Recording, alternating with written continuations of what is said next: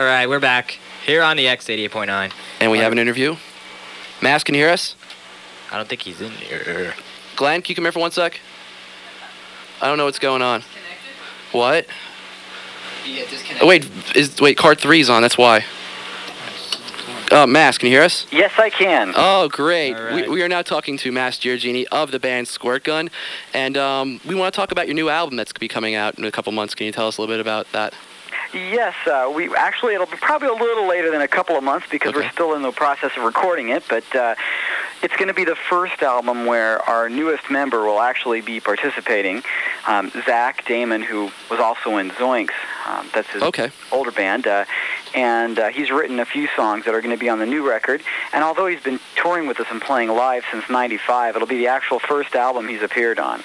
Great. Do you have a name for the album yet, or is that still in the works? That's still in the works. Unfortunately, we aren't, like last time we stumbled into it sort of at the last minute. What are we going to name the album? And we ended up naming it after one of the songs. And this time I hope we're going to be a little more inspired with a special name, but we don't have it yet. Okay. What else do we want to talk about? I want to talk about Iguana Studios, your studio. You've recorded with a number of bands. You want to talk a little bit about that and how that's going? Yeah, I started the studio, Sonic Iguana, back in 1990, and the first record we did was actually Rat Tail Grenadier album, which was the band that myself and Flav and Dan Lumley all played in before Squirtgun. And that was the very first recording we did in '90, but then we passed that along to some of our friends, and it got some national distribution, although not at the same level that Squirtgun's got now. We sold maybe a couple of thousand records. But what happened was, with that spreading around the Midwest, other bands, punk bands from the Midwest, started wanting to come down and record, most notably Screeching Weasel, which Ben's one of my close friends in punk rock and has been for many years. And when he heard that, he decided, well, why don't we just go down and record with Mass for the next album? And I ended up recording pretty much everything that Screeching Weasel has done since, which that was in '91. So and of course that led to the Queers and then the whole Lookout connection. Yeah. And several Lookout bands have come here, and then Honest Don's Fat Records, Tooth and Nail, and pretty much every major pop punk label has at one time or another worked with Sonic Iguana now. Great. Derek, you want to go with the next question? Actually, you're on a soundtrack, Mallrats, and Kevin Smith is from around this area. So how did you get involved with getting on a soundtrack, and have you ever met Kevin Smith? And well, I haven't personally met Kevin Smith. What happened was I was co-producing an album for the Riverdales with Billy Joe from Green Day, and while we were working on the record, he asked about what new stuff I had in the works, because I'd given him tapes in the past, and I gave him a tape that had a couple of rough mixes of some songs on it, and one of them was Social. And he liked it so much that he said, hey, Mass, I'm going to give this to our manager. Is that okay? Because he wanted to hear other bands that were doing the same kind of stuff we are. And I said, yeah, that'd be fine. And I just figured, he's just being nice or polite or whatever. But then I got a call just pretty much 2 or 3 days later from their manager saying, look, I'm producing a soundtrack to a movie. It's going to be called Mallrats. It's a movie by Kevin Smith. It's his first major motion picture studio release. I don't know if you're familiar with Clerks. And I said, yes, of course I am. I've seen that. And he said, well, maybe we can get a couple of snippets in there, 30 seconds, something like that. And he says, but are you interested? And I said, sure. And he says, well, good, I'll pass it along and we'll see what happens. And I guess when he went to this meeting with Kevin Smith and he played him the song, Kevin Smith said, that's our theme song. I want it to open the movie. We're going to play the whole song. And I was like, you got to be kidding, They had, so many bands on there, Weezer and Silverchair and Sponge and all these bands that were huge back then. And I just figured there would be no way, but it turned out for the best. And it ended up paying for our touring van, so nice. Can't complain. So I got to really thank Billy Joe for that one. I want to get back to the new album for a second.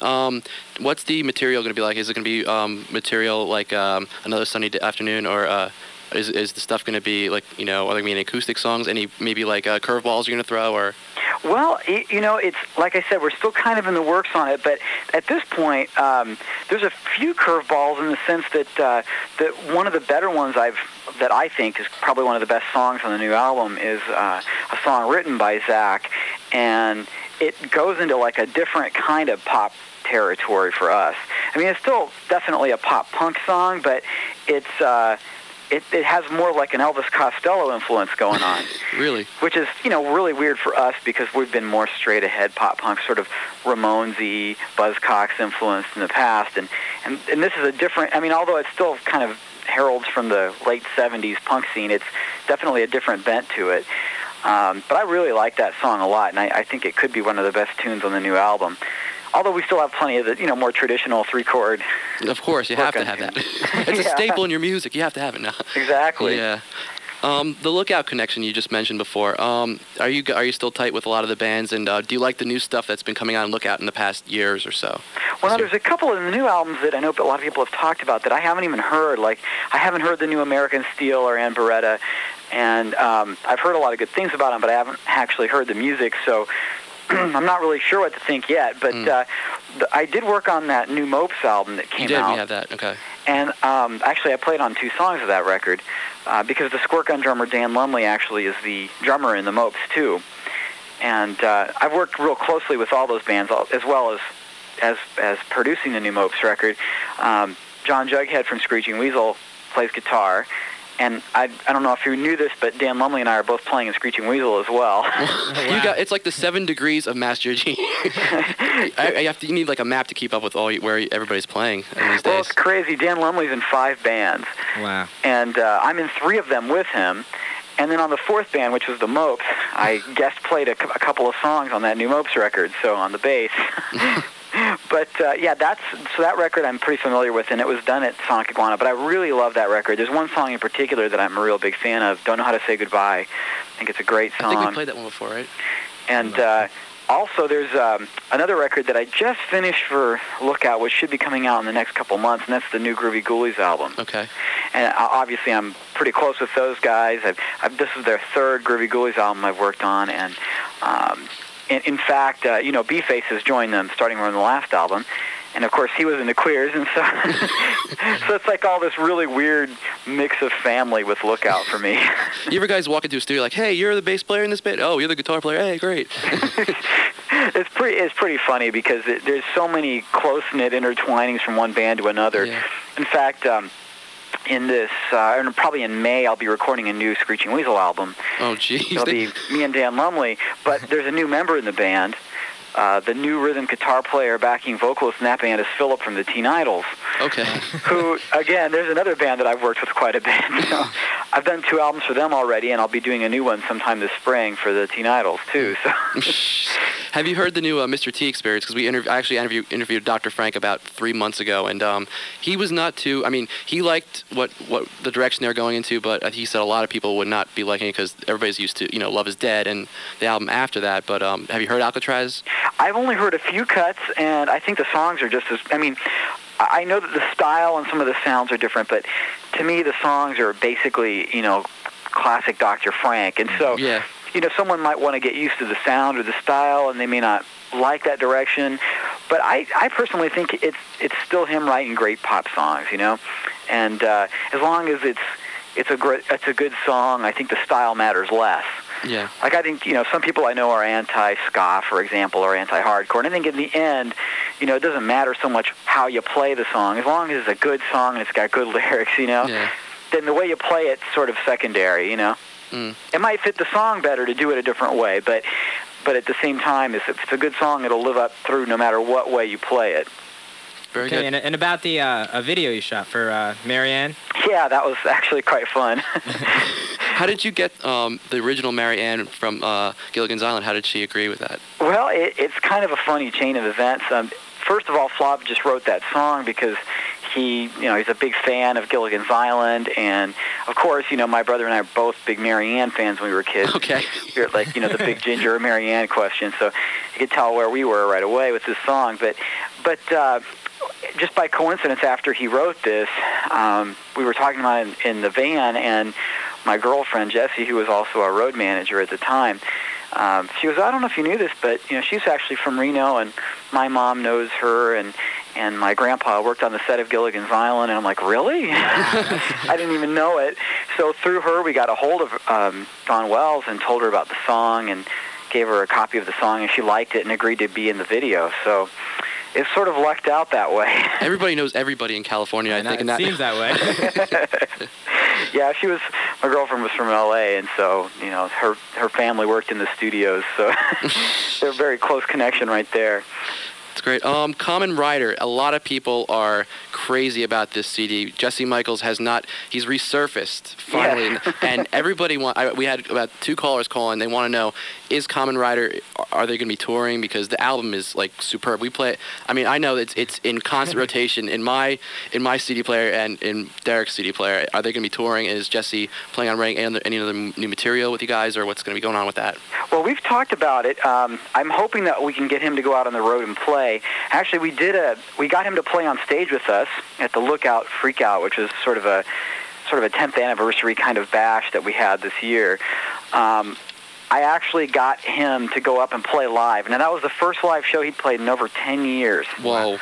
And we only did 4 or 5 songs, but it was a good breaking in for him, and he was great. He was just as good as he was back in Op Ivy days when I first saw him play. I wish I could have been there for those days. You're lucky. Yeah, believe it or not, I mean, as huge as they are now, at the time, when they were touring the U.S., they were barely known. And, I mean, they only did 1 tour, and they did it in a car, and the show that we played with them, there might have been 50 people. But they were great. I mean, regardless of what the audience was, they were just a great live band. There was a lot of energy there, and they played well, and they had good songs, and they definitely lived up to the reputation they have now. But getting to work with him was fun. I mean, he's about the same age I am. He and Dan Lumley are all about the same, era of punk rock. And we're all 30-ish. All right, you don't have to say how old you are. It's okay. No. 30-ish. And we had a real good time. Basically, Jesse moved in with me for 2 months, and every day we just practice, which was the first time I've done something like that ever, because normally I've always been in a situation where I was in the studio a lot. We'd practice tunes sort of on the fly and try to get in and do it. But this time we actually just practiced for a month, and it was important to do it, though, because it was a whole new style. We did a lot of listening to reggae records and rock steady era records. Yeah, it's got that feel. It's got a heavy influence of, like, just different. It's not like a straight-ahead punk album, even though you probably would want to say that because it's Jesse Michaels. But, yeah, it does have, like, a rock steady, like just a different, like, every song is very different, but in the same vein, Yeah, we did a lot of research for it, just kind of listening to records and then trying to combine it with our punk feel, and went in and practiced our butts off. And then when we went and recorded it, it was pretty fast because we kind of knew what we were doing by that point. Yeah, so we've been talking to him about touring at this point, but I don't know if we're going to be able to break him into that because he hasn't been out on the road since Operation Ivy, so it's a little bit of a step for him. Because there were a lot of rumors that he was a monk in I don't know, wherever he was. He was a graphic designer for Lookout. He was a monk. He was a graphic designer for Lookout for a while, I believe I heard. Yeah, he always has helped them when they needed help because he's close with the people at Lookout, and he's obviously he did the design artwork for Operation Ivy for all their album cover and all their little logos. And then he helped Lookout out, and he actually did the cover to that Punk USA compilation. I don't know if you remember that. Okay, yeah, I remember that one. But that's going back quite a ways, I think like 93 or 94. But he did a lot of little artwork things for people. But as far as music went, he'd basically been uninvolved. And that was a big step for him just to do Common Rider. But he seemed to enjoy it, and he did a really great job in the studio, and he was pretty energetic about practice and everything, and we'll have to see what happens because he does have strong drive, and pretty much what governs him at the moment is going to be what determines what happens. So, for example, I know right now he's working construction somewhere. He's like Aaron Comet Bus. You don't know where he's going to be next. Right. Yeah, Jesse's been known to do that. He was in Florida, I think, for a few months after we recorded, and then he moved back out to Oakland, and I know he was living in Tahoe for a while, and I know he was planning to spend some time in Italy. And yeah, he was a monk for a while. He lived in a monastery for 2.5, 3 years. Wow. And studying Zen Buddhism. So he's, he kind of goes around, and you never know where he's going to be next. But I hope we can get him on the road long enough to at least do a short tour at some point. Are there any new records that are out that maybe you'd want to talk about that you like, or stuff that's coming out? It doesn't matter. Just look out any album maybe you like right now. Right. Well, I do like that new NoFX quite a bit. The Decline? Yeah, The Decline. Yeah. It's that one 18-minute song, which is great. I mean, of course, there's enough changes in there to where it could be, like 6 or 7 songs put together. Yeah. And it goes so much back and forth in styles, and I love that. And not to mention, there's one of the craziest bass lines I've ever heard anywhere in the middle of that. Yeah. Which obviously, as a bass player, I've got to respect that. But I like that one quite a bit, and like I said earlier, I really like that new Mopes record that came out. I don't know if you've heard the Lillingtons album, Death by Television. I have them on a compilation. I haven't picked it up yet, though. Well, that Death by Television record by the Lillingtons has got to be one of the best records I've ever worked on.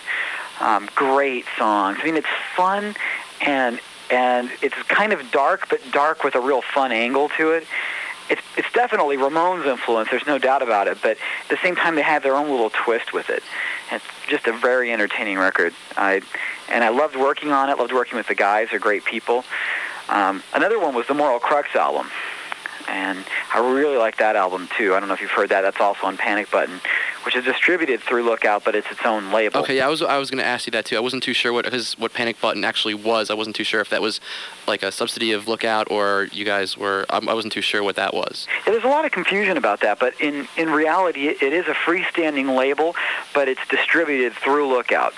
And the reason being for that was Ben had decided to start a record label, but didn't really have. He had some releases planned, but didn't really have the time to set up the necessary distribution. And to get hooked up with Mordum for distribution, you have to already be an established label with several releases before they pick you up.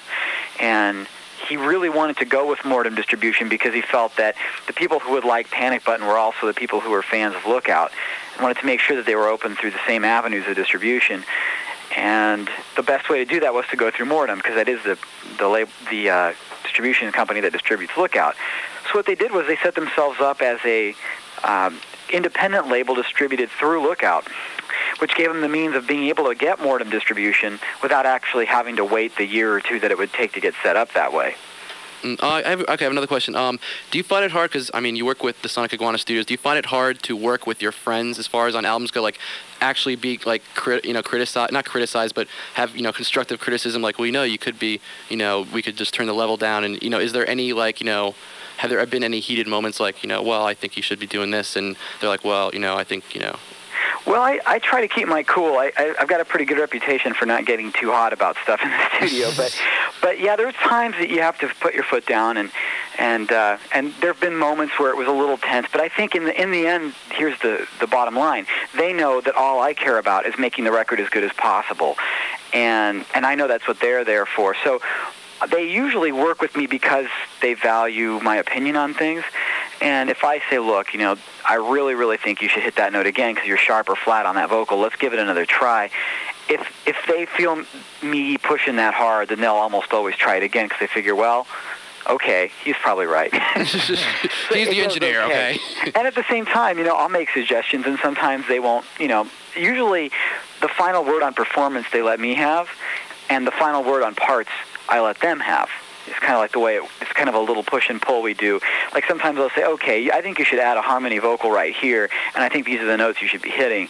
And if they say, no, I really think I shouldn't do a harmony there, I want to do a double, or I'd rather just lay off and not do any backing vocals right there, then if they feel strongly about it, I'll let off on that. So, but we're both, I think in general with all the artists, we've had pretty good working relationships. I mean, some people are easier and more comfortable to work with or more open to suggestion than others.